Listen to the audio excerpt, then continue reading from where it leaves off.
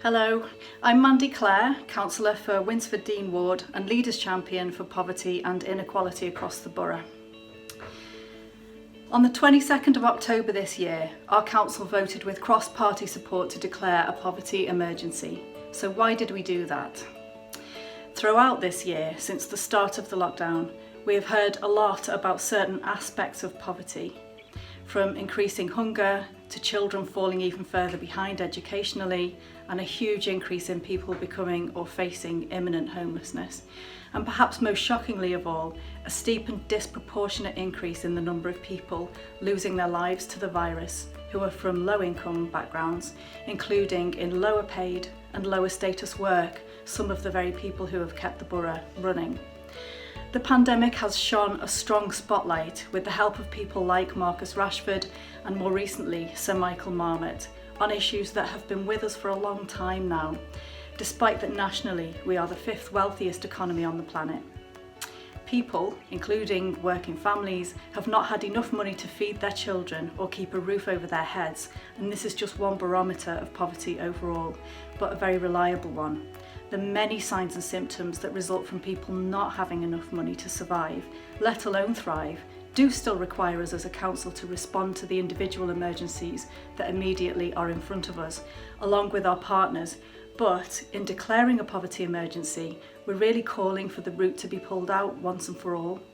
We have built some strong foundations in terms of how we do work with our partners and how we co-produce, and that just means how we involve people with lived experience of poverty in our planning.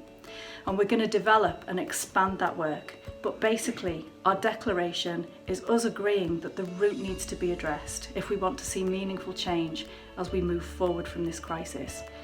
And that's what's different in a nutshell from how we have been tackling poverty in the past. We are saying that we're ready to play our part as a council using the democratic structures we preside over, our resources and our voice joined with a wider coalition of others, locally and nationally, to seek fundamental recognition of the lack of adequate income and basic unfairness that is at the root of all of these visible signs and symptoms, and we are committing to doing this in an evidence-based way. It is unlikely that things will change for those with the least democratic influence, who are bearing by far the harshest brunt of the crisis, if we don't step up for a much fairer future beyond this crisis. The motion that was voted through by council can be viewed on this website and used as a template by other councils. Our motion also makes mention of a vision for the future, where our local economy is more collectively owned, fairer and more democratic, building on models of established good practice from elsewhere. So we are focusing not just on how bad things are and how we can be more proactive, evidence-based and collective in our approach to tackling the root causes as well as the range of visible symptoms of poverty, but we're also beginning to explore and paint a picture of a post-pandemic fairer future for our borough.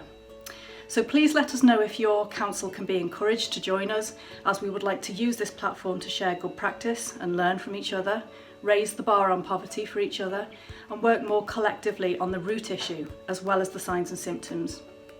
The motion sets out the various commitments that we are willing to make, and this platform will be where we upload our newsletter, consultation links, meeting notes and more. The Poverty Truth section details the foundations that we've laid through 2 Poverty Truth Commissions and introduces you to our new partnership board, who, together with me as Poverty and Inequality Champion, will be consulting with you in drafting our new strategy on poverty, which we're going to call A Fairer Future.